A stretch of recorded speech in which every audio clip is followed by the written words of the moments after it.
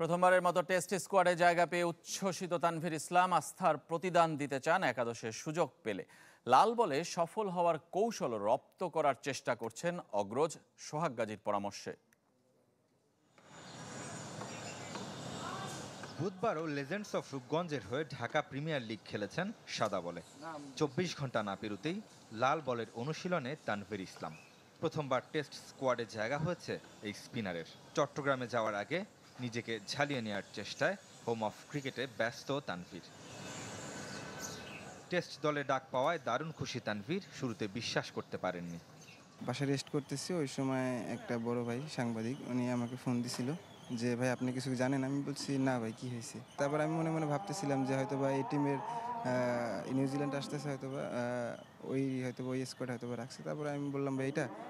পরে উনি বললো যে না, আপনি হয়তো বা জিম্বাবুয়ের সেকেন্ড ম্যাচের জন্য আপনাকে হয়তো বা ডাকছে।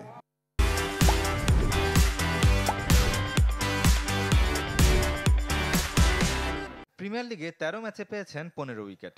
আন্তর্জাতিক টি-20তে 4 ম্যাচে ততটা সফল না হলেও লাল বলে স্বপ্ন দেখছেন দারুণ কিছু করে দেখানোর। সে পথে তানভীরের মেন্টর সোহাগ গাজী। আমার একটা বড় ভাই আছে, গাজী ভাই।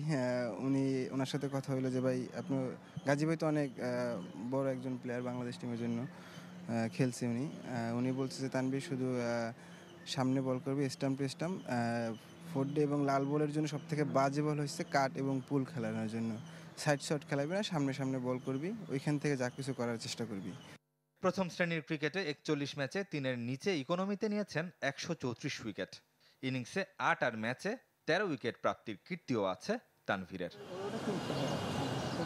জাতীয় দলের সাদা জার্সি গায়ে জড়াতে এই স্পিনারকে পাল্লা দিতে হবে চট্টগ্রামের লোকাল বয় নাঈম হাসানের সাথে। রেদওয়ান শিব, চ্যানেল 24, ঢাকা।